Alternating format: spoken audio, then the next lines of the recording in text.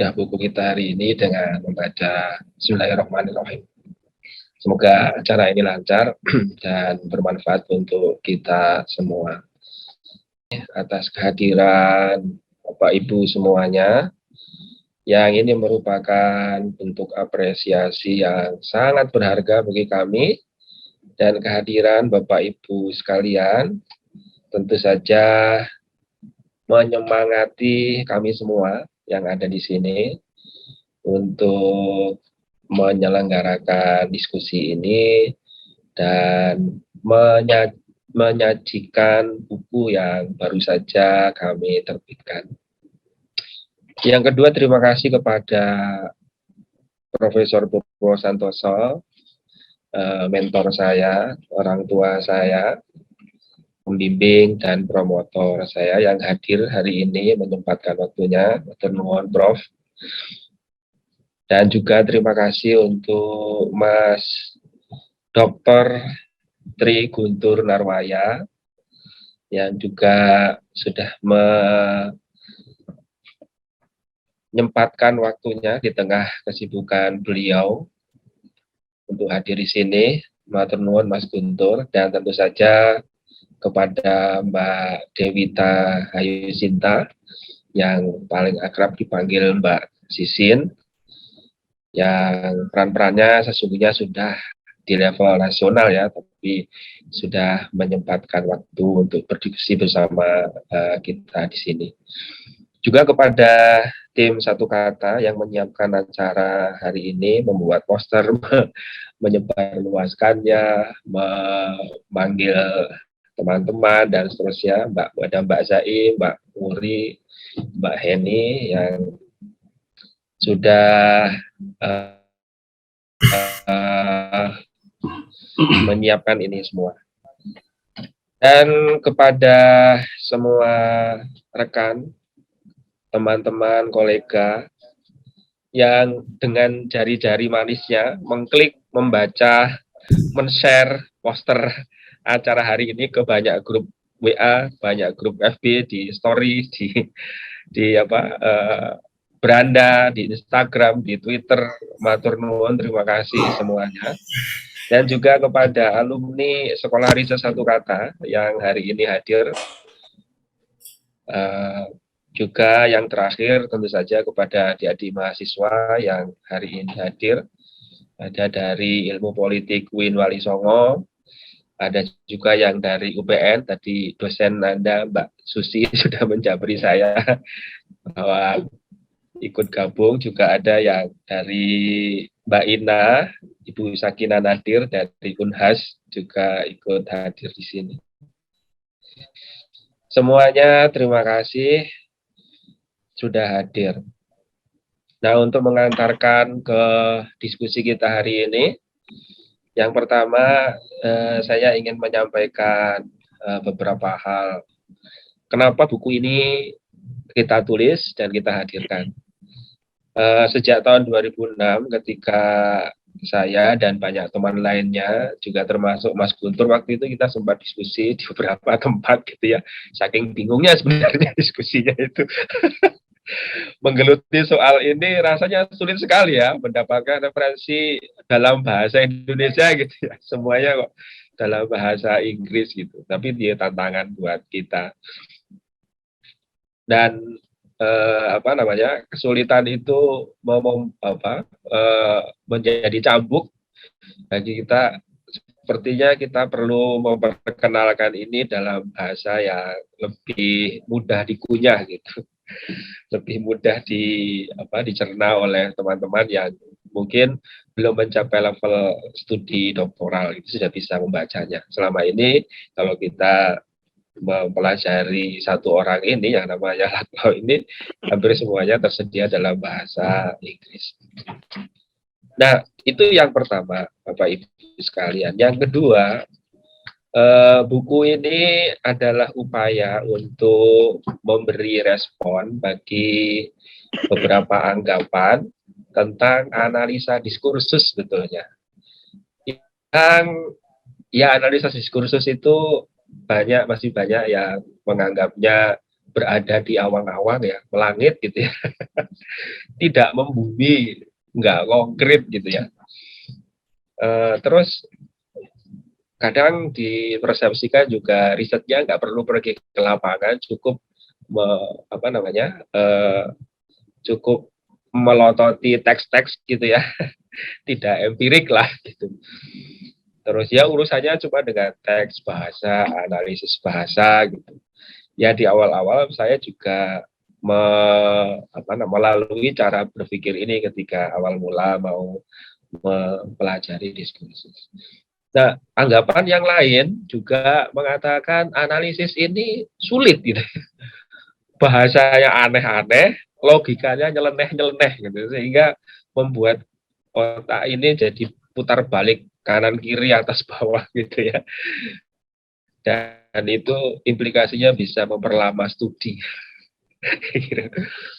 Nah, yang terakhir juga masih banyak yang berpikir mungkin ya kayaknya itu tidak ada hubungannya dengan politik gitu ya. Dan seterusnya. Nah, kira-kira buku ini mau bercerita dengan cara yang lain. Itulah kira-kira kenapa buku ini lahir. Tapi apakah buku yang kita sajikan ini sudah memenuhi bayangan yang tadi, misalnya jadi lebih mudah, jadi lebih bisa dipahami dan terusnya? Kami tidak tahu, wallahu a'lam. Tapi itulah sejauh upaya yang kami perjuangkan gitu. Nah, itu kenapa kira-kira buku ini lahir. Bapak Ibu, rekan-rekan dan adik-adik mahasiswa yang saya hormati, bagaimana kira-kira buku ini dilahirkan? Ya, yang pertama dia menjadi ide itu sejak tahun 2016, ya sudah 4 tahun, 5 tahun, 6 tahun kira-kira. Tapi mulai tertata idenya sejak September tahun lalu 2021 saat Sekolah Riset Satu Kata menggelar kelas yang namanya Seri Laklau. Ya, waktu itu Mbak Sisin, Mbak Dewi Tawi Cinta yang akan memoderatori acara kita hari ini adalah salah satu alumninya. Jadi mungkin saat membaca naskah ini, mungkin beliau teringat betul suasana dan dinamika diskusi di kelas waktu itu, setahun yang lalu ya. Ya, jadi prosesnya panjang, 1 tahun. Ya, sudah pasti ada banyak bolong-bolong di sana gitu ya. Setidaknya kami berharap sudah menatanya sedemikian rupa sehingga mengantarkan pembaca untuk untuk bisa melihat kira-kira kalau kita cerita tentang diskursus yang Lakno ini posisinya di mana, cara berpikirnya seperti apa, cara istilah-istilah kuncinya apa saja, ya kira-kira begitulah. Nah, di samping itu saat ini juga di Satu Kata sedang berlangsung seri Lakno yang kedua dengan tekanan yang berbeda dengan yang pertama. Jadi buku itu waktu itu kita maksudkan untuk mendampingi teman-teman yang belajar tentang Lakno. Tapi pertanyaan pentingnya saya kira yang mungkin terngiang-ngiang di benak banyak rekan-rekan, kenapa kok Laklau ya? Seolah-olah idola banget sama orang ini. Seolah-olah apa dia yang terhebat sih? Yang jelas tidak gitu. Apa dia yang paling benar ya? Yang jelas juga tidak gitu. Menurut saya setidaknya. Tapi sependek pengetahuan saya, dia memberitahu kita cara melihat dunia ini dengan cara yang unik. Yang pertama, yang kedua, dia mengubah cara kita memahami politik. Oke, mohon maaf ada noise yang masih masuk meskipun kita sudah berusaha mute-nya. Yang kedua, dia mengubah cara memahami politik. Tapi apakah artinya pemahaman politik yang sudah ada selama ini dibatalkan? Tentu saja tidak. Cuman dia membawanya lebih politis gitu. Itu yang kedua. Kenapa laklak? Yang ketiga, dia memberitahu cara yang berbeda bagaimana menggunakan diskursus ini dalam riset gitu ya. Dan seperti yang Anda baca di bagian belakang buku itu, ada satu kalimat yang sangat penting. Kira-kira Laklok ini dia mau bilang, semua yang diskursif itu pasti politis. Gitu. Dan semua yang politis pasti sangat diskursif. Nah, itu yang kedua kira-kira. Terus yang ketiga, yang keempat, dia membawa kita, Laklok ini, ke dalam pemahaman baru tentang bagaimana kita memahami subjek. Gitu ya. Dia mengatasi perdebatan panjang sekali di dalam ilmu sosial dan ilmu politik, hubungan antara struktur dan agensi. Sehingga subjek itu dilihat sangat-sangat politis. Karenanya sangat dinamis dan progresif gitu. Nah, yang juga penting, yang terakhir dia membalik cara kita melihat atau cara kita berpikir tentang data, tentang fakta, tentang realitas, tentang hoax dan bukan hoax gitu ya, dan juga tentang kebenaran itu sendiri. Sudah pasti akan ada lebih banyak lagi cerita yang menarik dan nanti akan dikupas lebih mendalam lagi oleh Profesor Purwosantoso dan Mas Dr. Tri Guntur Narwaya, dan yang akan dipandu secara langsung oleh Mbak Dewita Ayusinta. Demikian pengantar singkat waktu saya serahkan kepada Mbak Dewita Ayusinta untuk memandu acara kita hari ini.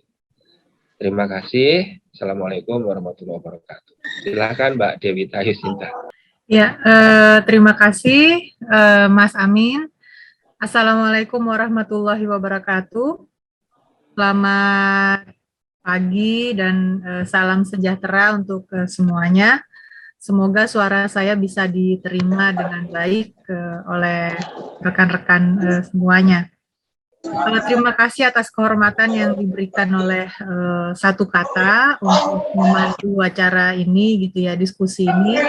Yang rasa ini kita bisa bikin agak santai ya, karena kalau ngebahas Laklau itu agak sedikit rumit ya buat saya. Jadi kita harus bikin agak sedikit santai begitu, agar kita bisa ngobrolin sesuatu yang sangat teoritikal tetapi bisa dengan lebih edgy gitu ya kalau kata anak-anak zaman sekarang gitu. Saya mengikuti kelas Laklau memang tahun lalu gitu ya. Bagi saya mungkin juga bagi banyak orang Laklau ini mungkin untuk scholar yang seperti Mas Amin bilang, Laklau ini kalau untuk di kajian doktoral mungkin pernah didengar gitu ya, tetapi sangat jarang sekali kajian atau penelitian yang menggunakan basis teori dari Laklau. Nah, maka dari itu momen ini menjadi sangat penting gitu ya untuk memperkenalkan sosok Laklau dan juga bagaimana pemikirannya dan kemudian relevansinya terhadap isu-isu yang kita ada sehari-hari gitu ya, baik isu politik, khususnya dalam isu-isu yang sosial, politik, atau apapun gitu. Nah, dalam kesempatan yang baik ini sudah ada sebuah buku yang saya rasa sangat operasional, yang mengoperasionalkan pemikiran Laklau gitu, yang sangat baik, dan kita akan membahas buku tersebut juga dengan orang-orang yang sangat kompeten ya. Yang pertama telah hadir bersama kita guru besar dari FISIP UGM, Profesor Dr. Andes Purwosantoso MA PhD. Beliau pendidikan terakhirnya adalah di jurusan pemerintah dengan referensi khusus pembuatan kebijakan lingkungan, London School of Economics and Political Science di London, England. Nah, untuk mengefektifkan waktu, kami persilahkan Bapak Profesor untuk screen dan waktunya. Silakan, Prof. Minta izin Mbak Ayu. Monggo. Mungkin lebih tepat kalau Mas Guntur aja dulu. Saya mau komentar yang agak lebih di pinggirannya, yang Oh, siap. Wah. Baik, kalau begitu kita ke Mas Guntur dulu ya.